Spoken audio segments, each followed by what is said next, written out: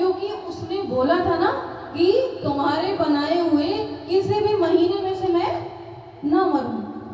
तो भगवान ने सारे महीनों में से थोड़ी थोड़ी तिथियां इकट्ठी करके, एकत्रित करके एक मास बना दिया जिसका नाम था पुरुषोत्तम मास। बोलिए पुरुषोत्तम मास की। तो पुरुषोत्तम मास बना दिया भगवान ने और उसको अपनी जंघा पर बिठा करके, देहरी पर बिठा करके अपने नखों से भगवान ने बोला, बता कि संध्या समय में प्रभु प्रगटे हैं। प्रभु ने कहा, बता दिन है या रात है? बोला, नहीं प्रभु, न दिन है न रात है। तो बता अंदर है कि बाहर है? बोला, नहीं प्रभु, ना मैं अंदर हूँ ना बाहर हूँ। तो पृथ्वी पे है या आकाश में है? बोला, नहीं प्रभु, ना मैं पृथ्वी में हूँ ना मैं आकाश में, तुम्हारी जंघाओं पे रहूं। भगवान ने कहा, तो मैं तुझे ना तो अस्त्र से मारूंगा ना शस्त्र से मारूंगा, अपने नखों से तुझे मारूंगा।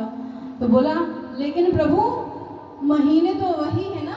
प्रभु ने कहा, हाँ मुझे पता था तू ये बोलेगा, तो इसलिए मैंने तेरे लिए पुरुषोत्तम मास बना दिया है। प्रेम से कहिए जय श्री राम। और प्रभु ने उसको सब कुछ बता करके पूरा विश्वास दिला के, देख तेरे साथ कोई अन्याय नहीं कर रहा हूं मैं। और भगवान ने अपने नखों से उस पापी का अंत किया है। बोलिए नृसिंह भगवान की। तो भगवान ने उस पुरुषोत्तम मास को बनाया तो उस पापी के लिए था, लेकिन भगवान ने कहा कि आगे चल के मेरे भक्त जो गृहस्थी हैं, अरे भाई देखो, जो योगी हैं, जो संत हैं, उनके लिए तो हर मास ही पुरुषोत्तम मास है। क्यों? क्योंकि उनका तो कार्य ही भगवान की भक्ति करना है। लेकिन हम जैसो गृहस्थों के लिए केवल ये एक मास बनाया भगवान ने। कहा कि भैया तुम इस मास में अधिक से अधिक, हम लोग इसमें अधिक से अधिक जाप करते हैं, अधिक से अधिक कीर्तन करते हैं, तो इसका नाम ही पुरुषोत्तम से अधिक मास पड़ गया। तो हम गृहस्थी लोग इसमें अपने प्रभु को याद करके अपना उद्धार करते हैं। और इस अधिक मास को भगवान ने हमारे लिए ये शुभ अवसर प्रदान किया है कि हम अपना जीवन इसी मास से उद्धार कर लें। तो ये देखो, ये कथा भी अधिक मास में। अब इस अधिक मास में हम जितना भगवान के जयकारे लगाएंगे, जितना कीर्तन हम आपको इसलिए ज्यादा करा रहे हैं जिससे कि आप तालियां बजा बजा के अपना भाग्य बदल लें। तो इसीलिए कीर्तन जिससे ज्यादा हो, जिससे ठाकुर जी का नाम ज्यादा लिया जाए, और प्रभु जो हमारे भोलेनाथ बैठे हैं ना, वह प्रसन्न हो। क्योंकि भोले बाबा तो भगवत नाम के रसिक हैं, सबसे बड़े। वैष्णवा नाम यथा शंभो, वैष्णवों में सबसे बड़े भगवान शंभु का नाम ही आता है।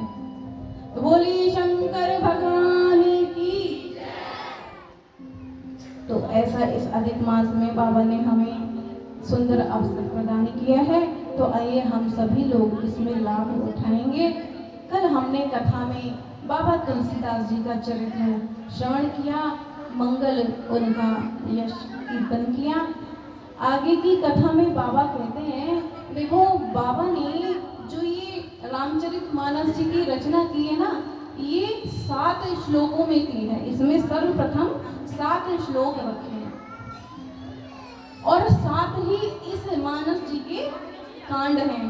सबसे पहले बालकांड, फिर अयोध्या कांड, उसके बाद अरण्य कांड, उसके बाद किष्किंधा कांड, उसके बाद सुंदर कांड, फिर युद्ध कांड, लंका कांड, और उसके बाद है उत्तर कांड।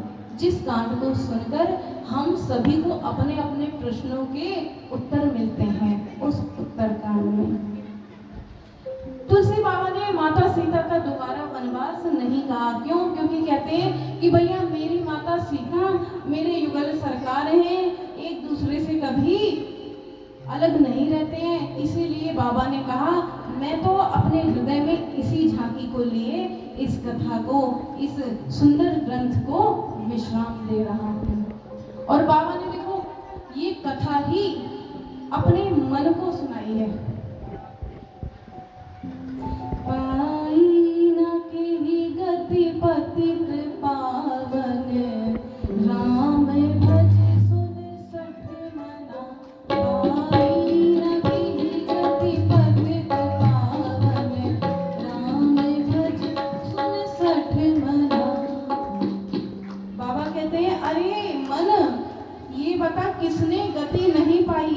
श्री राम को भज करके पाई न केही गति। किसने गति नहीं पाई है? जिसने भी भगवान को भजा है उसकी गति सुंदर संवर गई है। प्रेम से कहिए जय श्री राम। तो बाबा ने सुंदर 7 इसमें श्लोक बनाए हैं। सबसे पहले बाबा ने वर्णानामर्थ संघानाम रसानाम छंदसामपि मंगलानाम च कर्तारो वंदे वाणी। वाणी की देवी कौन है? वाणी की देवी सरस्वती जी हैं। यूं तो हम लोग संसार में कोई पूजा करते हैं, कोई अनुष्ठान करते हैं तो सबसे पहले किसका नाम आता है? गणेश जी का। आप लोग नहीं करते क्या गणेश जी की पूजा? सभी करते हैं ना। तो सबसे पहले तो गणेश जी का ही नाम आता है। लेकिन भगवान कहते हैं, तुलसी बाबा बोलते हैं कि ये बताइए हे प्रभु, ये भगवान गणेश की पूजा करने की मति दी किसने? वो मति तो हमारी श्री माँ शारदा ने दी है। सब बच्चों को, जितने भी छोटे छोटे बच्चे हैं, उन बच्चों को जरूर सरस्वती माता की पूजा करनी चाहिए। क्यों? क्योंकि विद्या की देवी है। तू स्वर की देवी है, संगीत तुझसे, हर शब्द तेरा है, हर गीत तुझसे। तो माता सरस्वती की जरूर वंदना करनी चाहिए भैया। एक बार एक विद्यालय में एक मास्टर जी अपने शिष्य को, स्टूडेंट को, विद्यार्थी को पाठ पढ़ा रहे थे गणित का, मैथ्स का। मैथ्स के टीचर थे वो। तो अपने उस स्टूडेंट को पाठ पढ़ा रहे थे। 3-4 बार उन्होंने वो मैथ का सवाल बोर्ड पर लिखा, समझाया, लेकिन उसको नहीं समझ में आया। तो मास्टर जी उसके पास आए और कान ऐंठ करके बोले, अरे भैया, तुझे मैंने इतनी बार पाठ पढ़ा दिया, ये सवाल करके दिखा दिया, पर तुझे समझ नहीं आता। हम तेरे जितने थे ना तो इतना अच्छे थे कि एक ही बार में सवाल हल कर लेते थे। तो वो बच्चा बोला, मास्टर जी आपका भाग्य बहुत अच्छा था, आपको टीचर बहुत अच्छे मिले होंगे। प्रेम से कहिए जय श्री राम। आपको टीचर अच्छे मिले होंगे, हमें टीचर अच्छे नहीं मिले।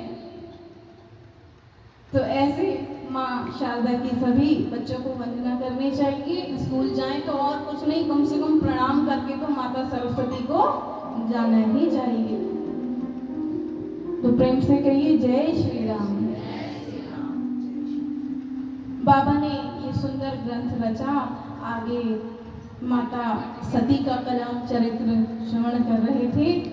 माता सती को लेकर के भगवान शिव अपने सुंदर कैलाश पर आए हैं। शंकर सहज स्वरूप सवारा, शंकर सहज स्वरूप सवारा, लागी समाधि अखंड अपारा, लागी समाधि अखंड अपारा। श्री राम जय राम, जय जय राम। श्री राम जय राम, जय जय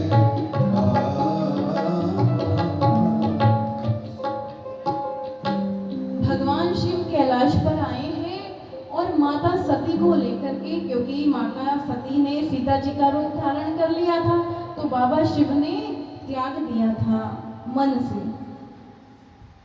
मन से बाबा ने माता को त्याग दिया और अब बाबा राम नाम शिव सुमिरन लागे। भगवान शंभु भगवान राम का सुमिरन करने लगे और जो प्रभु का सुमिरन करने लगे तो भगवान शंकर की सुंदर समाधि लग गई है। लागी समाधि अखंड अपारा। जब भगवान शिव समाधि में जाते हैं ना, 87,000 वर्ष तक भगवान शिव की समाधि लगी है। प्रेम से कहिए जय श्री राम। जब आप ये जय श्री राम बोलते हैं ना, तो बाबा को अंदर ये पता लग जाता है, जैसे किसी को कोई बच्चे को कथा सुनाओ तो हुंकारे भरते हैं ना, हम भी सुन रहे हैं कथा, तो ये जो आप जयकारे देते हैं तो भगवान शिव के चरणों में ये हुंकारा लगाते हैं, है ना। तो प्रेम से कहिए जय श्री राम। बाबा शंकर की समाधि लगी है, उधर माता सती प्रेम से पूजा कर रही हैं, बड़ा चरणों की सेवा करती हैं बाबा शिव की। क्यों? क्योंकि समाधि में है, बाबा को तो अपने सुध कुछ भी होश नहीं है, सुध नहीं है अपने शरीर की न स्थान की। एक जगह बागंबर लपेटे बाबा बैठे हैं कैलाश पर। उधर माता बड़ी परेशान है, माता सोचती है कि शिवजी ने मुझे मन ही मन त्याग दिया है। अब हे प्रभु राम जी, यदि आपकी महिमा है और मेरे भगवान शंकर आपको इष्ट मानते हैं, आप उनके इष्ट हैं, तो ऐसी कृपा कीजिए कि अब इस देह का त्याग हो जाए, क्योंकि जब भगवान ने ही त्याग दिया तो मैं अब इस देह को रखकर करूंगी क्या। प्रेम से कहिए जय श्री राम। तो माता ने ये विनती की है और विनती करके उसे राम जी ने स्वीकार भी किया है। भाई राम जी तो हमारे यहीं बोले, राम जी ने उसको स्वीकार कर लिया। और फिर एक दिन राम नाम शिव सुमिरन लागे और तजी समाधि शंभु अविनाशी। भगवान शिव ने अपनी उस समाधि को उस समय त्याग दिया। राम जी की प्रेरणा हुई अंदर मन में और उस समाधि को त्याग करके भगवान शिव सुमिरन करने लगे हैं, श्री राम जय राम, श्री राम जय जय राम। ऐसे जो सती जी ने सुना कि ये तो राम जी की ध्वनि आ रही है, इसका मतलब मेरे प्रभु मेरे इष्ट जाग गए हैं, तुरंत भागी गई है प्रभु के चरणों में मस्तक नवाया है। बड़ी प्रसन्न है कि आज हमारे स्वामी जग गए हैं, समाधि से चरणों में बैठी हैं। सर्वप्रथम जब देखा प्रभु प्रसन्न है, समाधि से जागे हैं, तो बोली हैं कि हे नाथ, अब आप मुझे कोई कथा सुनाइए। माता का यह वचन सुनकर शिव जी बोले, देवी हम तो मेरे ही कथा सुनाने के लिए तत्पर हैं, तुम ही नहीं सुनती हो, तो चलो आज हम आपको कथा सुनाते हैं। देवी के इस विचार से भगवान बड़े प्रसन्न हुए और कथा सुनाने लगे। उधर सती जी के पिता दक्ष प्रजापति ने एक यज्ञ किया था, जो यज्ञ हरिद्वार में कनखल नाम का एक स्थान है, वही उसी जगह यज्ञ किया था। देखो, यदि हम कोई कार्य करते हैं, कोई पुण्य कर्म करते हैं, कोई अब जैसे ये मास चल रहा है तो इसमें बड़े परोपकार करते हैं, पुण्य करते हैं, धर्म करते हैं, लेकिन यदि हम किसी को कष्ट देने के लिए कोई कार्य करेंगे तो वो कभी भी सफल नहीं होगा। लेकिन इस दक्ष प्रजापति ने यही किया। ये भगवान शिव से बैर रखते थे, सती जी के पिता भगवान शिव से बैर रखते थे और उनको नीचा दिखाने के लिए, उनको अपमानित करने के लिए इन्होंने वो यज्ञ रखा। और उस यज्ञ में देखो सबको बुलाया, ब्रह्मा जी को, नारायण भगवान को, इन सभी देवताओं को बुलाया, लेकिन भगवान शिव को नहीं बुलाया। अरे भगवान शिव तो शिव अपनी पुत्री देवी सती को भी नहीं बुलाया। देखो मतलब कितनी ईर्ष्या भरी होगी उनके हृदय में कि अपनी पुत्री को भी नहीं बुलाया। जब पुत्री को नहीं बुलाया तो और यज्ञ प्रारंभ हो गया। उधर से विमान, अच्छा कभी कभी ना ये देवता भी कुछ गलत कार्य कर देते हैं। कौन से? इनको पता है कि शिव जी को नहीं बुलाया है, सती जी को नहीं बुलाया है, लेकिन उसके बावजूद भी जानबूझ के कैलाश के ऊपर से ही विमान ले जाते हैं। क्यों? जिससे कि सती जी को पता चले कि भाई इतने विमान जा रहे हैं, और फिर वो पूछेंगे कहाँ जा रहे हैं, और भगवान को तो सब पता है, भोले बाबा को।